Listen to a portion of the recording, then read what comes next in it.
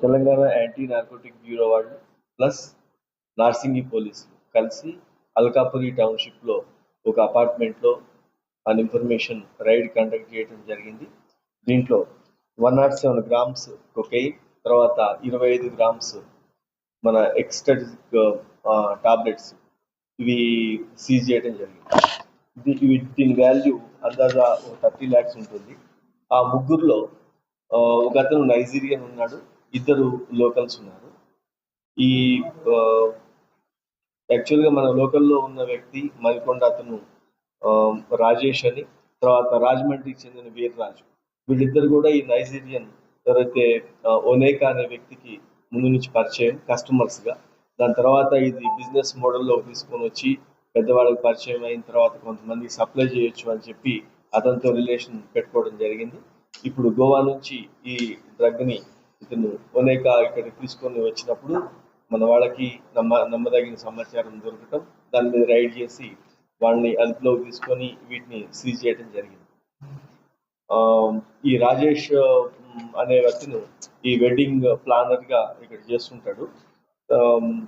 తర్వాత ఈ రాజమండ్రికి చెందిన వీర్రాజు అనేవాడు రియల్ ఎస్టేట్ చేస్తుంటాడు.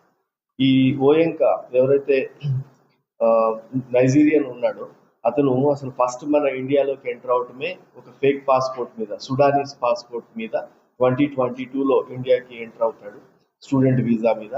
దాని మీద అతన్ని అప్పట్లో దాన్ని కూడా సీజ్ చేయడం జరిగింది. తర్వాత గోవా వెళ్ళిన తర్వాత ఈ డ్రగ్ వాళ్ళతో కాంటాక్ట్లోకి వచ్చి ఇంకొక నైజీరియన్ పాస్పోర్ట్ కూడా తీసుకోవడం జరిగింది. తర్వాత 23లో తీసుకొని 24లో వెనక్కి వెళ్ళిపోయి యాక్చువల్గా అతని పేరు మీద ఒరిజినల్ ఒక పాస్పోర్ట్ తీసుకొని చుక్వు మేకా విజ్డమ్ ఒనేకా ఇతను ఒరిజినల్ పేరు, ఆ ఒరిజినల్ పేరు మీద ఒక పాస్పోర్ట్ తీసుకొని 24లో ఇక్కడికి ఎంటర్ అవుతాడు. గోవా నుంచి ఈ డ్రగ్ బిజినెస్ స్టార్ట్ చేసి నడుపుతా ఉన్నాడు.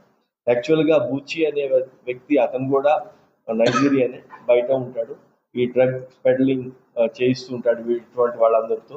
బేసికల్గా స్టూడెంట్ వీసా అని లేకపోతే ఇంకొక ఈ నైజీరియన్స్ కొంతమందిని అట్రాక్ట్ చేసి వాళ్ళ ద్వారా ఈ ఏరియాలోకి మన గోవాకి ఫస్ట్, గోవా నుంచి ఇతర ప్రాంతాల వారికి ఈ డ్రగ్స్ని సప్లై చేయడం జరుగుతూ ఉంది. దీంట్లో ఇప్పుడు ఈ 107 grams cocaine, 25 grams ecstasy pills, తర్వాత 6 మొబైల్స్ ఇవన్నీ కూడా సీజ్ చేయడం జరిగింది. పబ్లిక్కి అందరికీ అప్పీల్ ఏంటంటే మన దగ్గర కొన్ని చోట్ల ఎక్కడెక్కడైతే డ్రగ్ అబ్యూస్ జరుగుతుంది అనే చిన్న సమాచారం ఉన్నా లేకపోతే ఏదైనా డౌట్ ఉన్నా మనకి టీజీ న్యాప్ వాళ్ళకి, తర్వాత డ్రగ్ కంట్రోల్ సంబంధించిన నెంబర్ ఒకటి అందరూ దాని పబ్లిక్ ఇప్పటికి కూడా ఇంకా ఫీడ్ చేసుకుని ఉన్నారు, అందరూ చేసుకొని ఏదైనా చిన్న సమాచారం ఉన్నా లొకేషన్ కానీ ఏదైనా వాట్సాప్ చేయొచ్చు. 8712671111 8712671111 నెంబర్కి మీరు ఇన్ఫర్మేషన్ ఇవ్వచ్చు. అలానే 1908కి కాల్ చేసినా కూడా ప్రజలకి, సొసైటీకి హెల్ప్ చేసిన వాళ్ళు అవుతారు. దయచేసి అందరూ కూడా పబ్లిక్ అవేర్నెస్తో ఉంటూ ఈ ఇన్ఫర్మేషన్ని షేర్ చేస్తే మనం డ్రగ్ ఫ్రీ తెలంగాణకి సాధించడంలో తోడ్పాటు అందించాలని కోరుతున్నాం. Thank you. డిఫరెంట్ మోడల్స్లోనే వస్తారు, ఒకసారి బస్లో, ఒకసారి ప్రైవేట్ వెహికల్స్, ఎట్లా దీనికి ఏమి స్పెసిఫిక్ మోడ్ అంటూ ఏం లేదు. ట్రాన్స్పోర్టేషన్ ఫ్రీ అయిపోయింది కదా, ఇప్పుడు అన్ని రకాలుగా వాడుతున్నారు. ఎక్కడ వాడికి ఆ రోజు ఇది పెద్ద ప్రీ ప్లాన్ కాదు, ఆ రోజు వాళ్ళకి ఈ గోవా మనకి వెళ్ళే బస్సులు ఉంటాయి, ముంబై నుంచి ఇటువైపు వచ్చేవి ఉన్నాయి, ట్రైన్లో వచ్చేవి ఉన్నాయి. అట్లా పాస్పోర్ట్ మీద ఒక కేసు ఉంది అప్పుడు, ఇప్పుడు ఈ కేసు ఇప్పుడు రిజిస్టర్ చేయడం జరిగింది. తర్వాత 2022లో వీళ్ళ ముగ్గురు మీద రాయదుర్గంలో కూడా ఒక కేసు కట్టారు, సేమ్ ఇది ఇలాంటిదే కాబట్టి దాంట్లో కూడా బెయిల్ క్యాన్సిలేషన్ కేసు.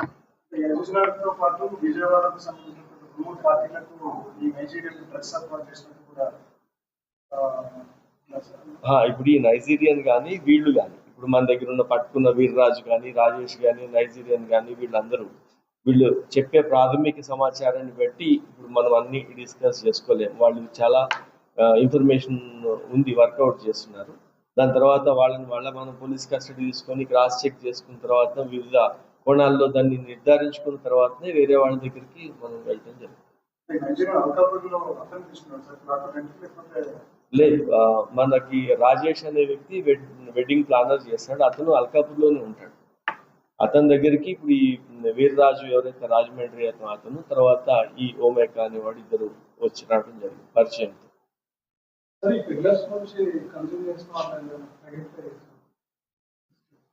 అది ఇప్పుడు మనం జనరల్ గా డిఫరెంట్ మోడ్ లో చేయగలరు. ఒకటి వాట్సాప్ లో వాళ్ళకొని వాళ్ళ కాంటాక్ట్ మోడ్ ఆఫ్ కాంటాక్ట్ ఎట్లా ఉంది, దాంట్లో సోషల్ మీడియా ప్లాట్ఫామ్ లో కొన్నిట్లో చేసుకుంటారు. ఇటువంటివన్నీ వాళ్ళు ఎనలైజ్ చేసిన తర్వాత ఇప్పుడు ఈ దీంట్లో 6 ఫోన్స్ సీజ్ చేయడం జరిగింది. ఆ 6 ఫోన్స్ సీజ్ చేసిన తర్వాత దాన్ని డేటా ఎనలైజ్ చేసినప్పుడు కదా ఇవన్నీ కనుక వెళ్తాయి. దాన్ని బట్టి మళ్ళీ ఫర్దర్ ఇన్వెస్టిగేషన్ జరుగుతూ ఉంటుంది. అది రొటీన్ ప్రాసెస్. బుచ్చి అని ఒక అతను ఉంటాడు అక్కడ. అంటే అతను నైజీరియా నుంచి పంపుతాడు. ఇంకొక అతను గోవాలో కొన్ని పేర్లు ఉన్నాయి. అంటే ఇప్పుడు ఈ కొన్ని అతను ఇచ్చే కొన్ని విషయాలు దాని మీద ఫర్దర్ గా ఇంకా దాని మీద కంటిన్యూ రైట్స్ ఉంటాయి. కాబట్టి ఇప్పుడు వాళ్ళు ఇచ్చే సమాచారం కానీ లేకపోతే పబ్లిక్ లో ఉన్న ఇన్ఫర్మేషన్ మీద మనం మాట్లాడటం జరుగుతుంది. ఈ నెట్వర్క్ చేసే ఈ గ్యాంగ్ వర్క్ తీసుకొచ్చేది నైజీరియా నుంచి చేస్తుంది. తెలియదు, ఇంకా వెరిఫై చేస్తాం. ఏదైతే పేర్లు అయితే బయట ఎయిర్ అవుతున్నాయో మనం వెరిఫై చేసుకున్నాకనే మాట్లాడగలం.